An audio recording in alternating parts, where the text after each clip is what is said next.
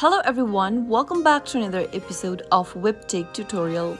In today's video, I'm going to show you how to log in to Aspire credit card. Watch the video till the end and don't forget to subscribe to our channel by hitting that subscribe button.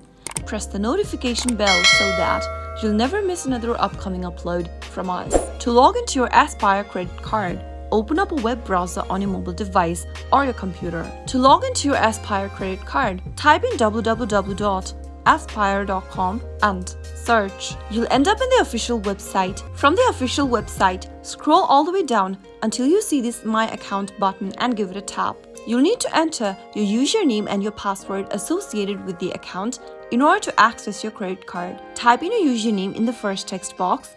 If you don't have a username yet, you'll need to create a new account, so tap on the create account link right under forgot password or username link. So tap on the create account button in order to register yourself to a new account, and once you have the account you can enter the account details. After typing in the username correct, head over to the password field and type in your password.